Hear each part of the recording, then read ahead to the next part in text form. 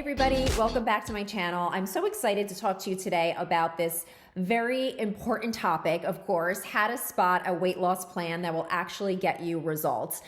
Now, not only just results, but long-term results. And that's really what I want to focus on today. So I'm Jackie. I am your registered dietitian here at Busy Woman Weight Loss. And I'm really excited to talk to you about this because around this time of year, as we start to get into the spring months, I don't know where you are, but I'm in the Northeast. So in that February into March timeframe, we really start losing it a little bit over here because the weather is just not that great. But the reason why this is an important time of year for nutrition or reaching your health goals is because a lot of us are starting to become really frustrated with things that we might have started in the new year. And in particular, if you started any kind of like fad diet in January, by now that's probably over and done with. So getting back to why we're here today, there are many ways and many plans that will get you weight loss results. I think that if you've tried to lose weight at any time in your life, then you know that losing weight isn't always the most difficult part. It's keeping it off that becomes the challenge. And so while there are many ways to lose weight, it doesn't necessarily mean that the plan you choose will allow you to keep that weight off long term. And so the truth is that there are many types of diets and plans that'll help you lose weight, but not very many that will teach you anything about keeping the weight off. And so that's really what I want to dive into today.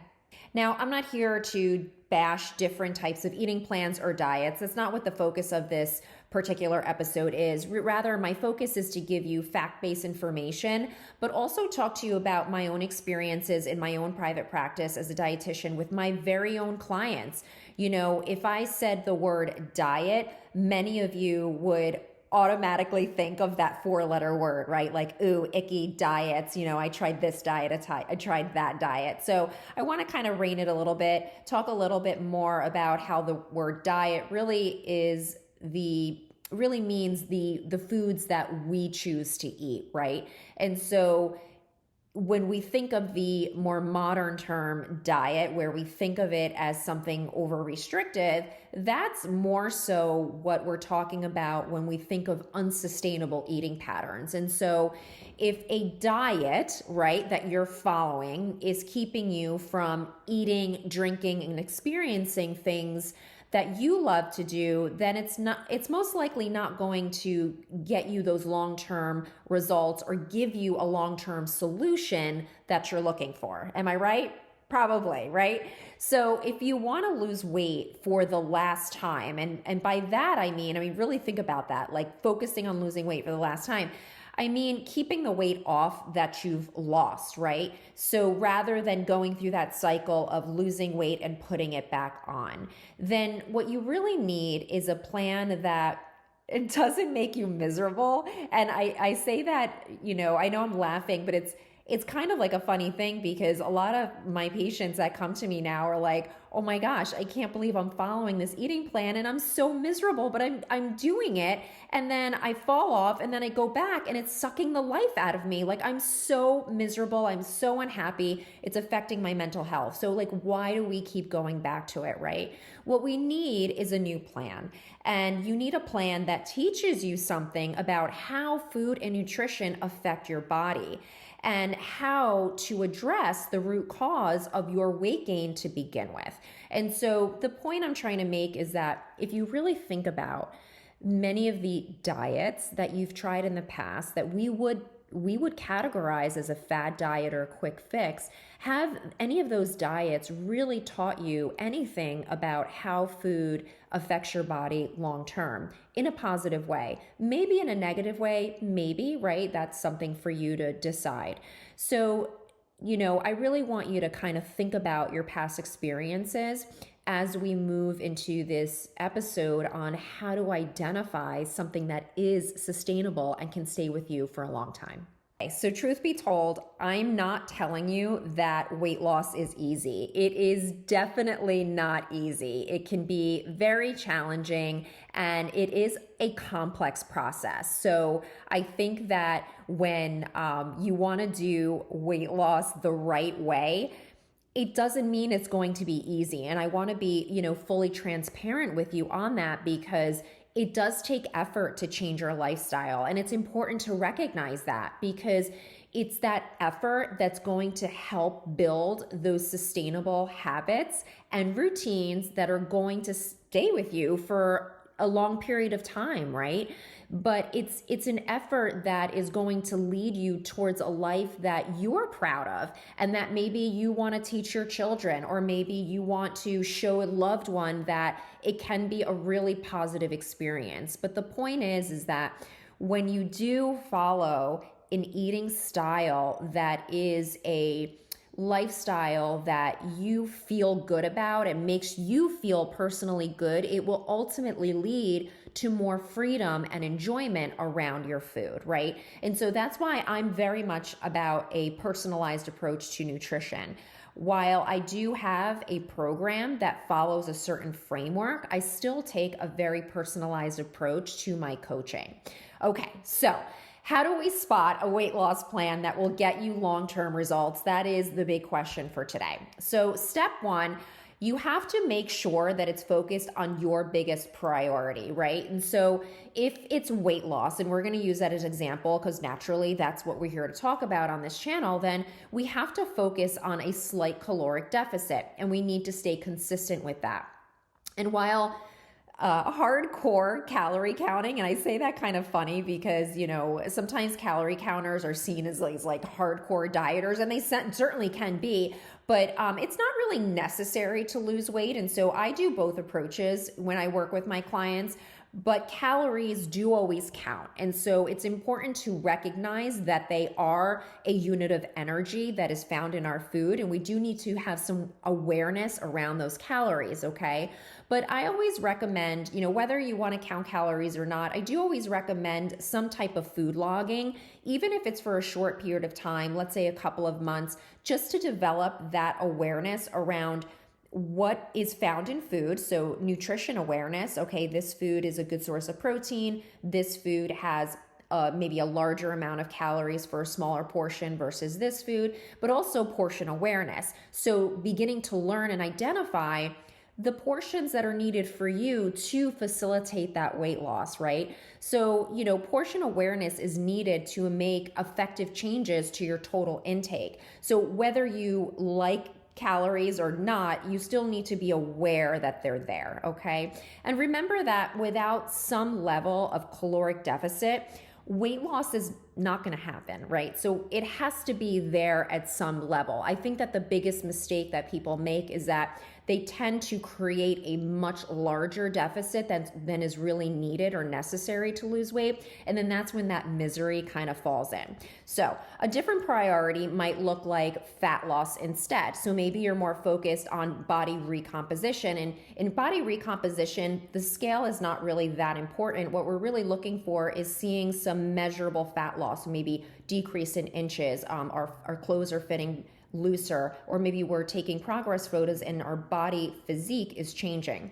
If that's your goal, then you're really looking for a plan that focuses on strength training coupled with proper diet that prioritizes protein in order to initiate that fat loss that you desire. And so that's why focusing on a program that prioritizes your needs and your goals is so important. And I think a lot of times we just blindly start programs without really investigating what they're all about. Now, the how you plan to do this also matters for long-term results. Remember, there are lots of ways to lose weight. So the how in which we do this is really going to matter for those long-term results that we're looking for. Right, so step 2, that was a little cheesy. Okay, so step 2 is to look for a plan that doesn't completely stress you out or suck the living life out of you. This is such a big one for me because back in the day, I did struggle with a lot of, I would say, disordered eating practices like skipping meals or eating as little as I humanly possibly could and then over-exercising to try and compensate for any binging episodes I might have had from being so hungry. So getting back to our example on staying in a caloric deficit, there are lots of ways to skin this cat, okay? You can do this by restricting carbs, so completely eliminating carbs. You're eliminating an entire food group. Of course, you're gonna lose weight. You can do it by skipping meals. You can even do it by drinking 2 shakes a day and having a sensible dinner if that's your speed. But if none of those practices bring you joy or sound just plain awful, which to me it does, I could never live my life like that, then it doesn't matter how much weight you could potentially lose. It's never going to work for you because it's not teaching you anything about creating sustainable habits, number one. And number two, you couldn't possibly sustain this practice because you're going to ultimately give up and then regain all of the weight that you've lost. So really, have you learned anything in that exercise or that experience? Well, you might learn that you don't like restricting carbs, or you might learn that you don't like drinking shakes, but rather than going through, that unappealing experience, it's really more beneficial to you to find something that is less restrictive and more appealing for the long term. So again, while creating any plan to lose weight is going to be challenging, or it comes with its learning curves, at the very least, you have to find something that is tolerable enough for you to sustain, and also you can learn something from it. Otherwise, it's a huge waste of your time, your effort, and any financial resources that you might have put towards this eating style. And number 3, does the plan put you in a winning mindset? Now, here I want you to think about your environment, okay? So are you creating situations of either self-sabotage, or are you surrounding yourself with a positive environment that sets you up to succeed, right? So I think that this can look like a number of different ways. And I think that really think about your own life, who you're surrounded with. I mean, this takes into account where you work, who you're surrounded with yourself with on a daily basis, but even who you live with. So the first one is, are you eliminating trigger foods in your house, right? So this would set you up for success. And trigger foods are foods that can sabotage your efforts because you may find them difficult to resist. So maybe out of sight, out of mind. You can think of them as foods that maybe even if you just have one bite, it kind of just cascades into a binging episode. If you have foods like that in your environment, removing them can set you up for being a little bit more empowered. Or it can look like you scheduling time for your workout or movement so that now it becomes part of your weekly routine. This is something that I really recommend, especially for people that are new to creating a space in their life for a workout. So when you create that consistent time for your workout, then eventually it becomes a habit, right? It becomes a routine. If, Friday at 3:00 is the time that you work out, Friday at 3:00 rolls around and you're like, oh, it's time for my workout. Now it's just becomes part of who you are. You could create a consistent eating plan, for example. This is a big win for people that are willing to do it. So a consistent eating plan each week where you're eating more or less the same types of meals. I'm not saying you have to eat, chicken 7 days a week, but more or less the same simple types of meals where meal preparation becomes second nature. This limits stress and confusion.